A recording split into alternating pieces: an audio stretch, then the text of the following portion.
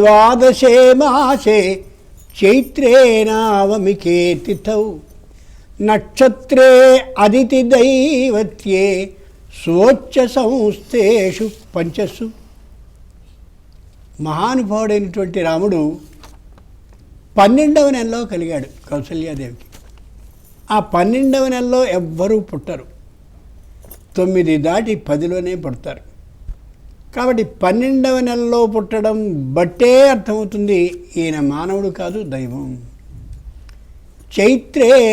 చైత్రమాసంలో పుట్టాడు. నవమికే తిథౌ, నవమి తిథిలో పుట్టాడని.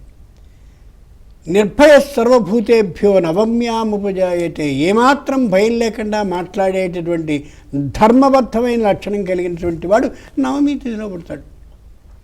చైత్రే మధుర భాషీ స్యాత్, చైత్రమాసంలో పుట్టినటువంటి వాడు చెవులు అలా పెద్దవి చేసుకుని వినేలాగా ఉండే తీరుగా మాట్లాడతాడు.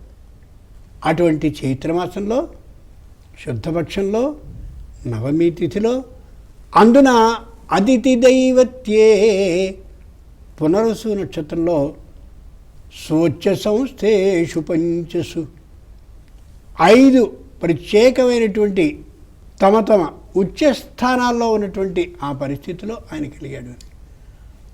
ఇదే క్షత్రియుడు కాబట్టి ఈ వంశానికి చెందినటువంటి వారికి ఆ రోజునే వివాహం చేయాలని శాస్త్రం చెప్తుంది. కాబట్టి ఆ క్షత్ర ధర్మానికి అనుగుణంగా ఇక్ష్వాకు వంశంలో పుట్టినటువంటి ఉత్తముడు కాబట్టి, సూర్యవంశానికి చెందినటువంటి వాడు కాబట్టి వివాహాన్ని కూడా ఆ రోజే చెయ్యాలి అని ఉన్నటువంటి నియమం కారణంగా సరిగ్గా ఆ చైత్ర శుద్ధ నవమి పునర్వసు నక్షత్రం నాడు మాత్రమే వివాహాన్ని చేస్తారు. అది శాస్త్రం చెప్పినటువంటి విధానం. అలానే అందరూ పుట్టినరోజున పెళ్లి చేసుకోవాలనేది మాత్రం సరికాదు, ఆయనకి మాత్రమే ఆ హక్కు. గురువుగారు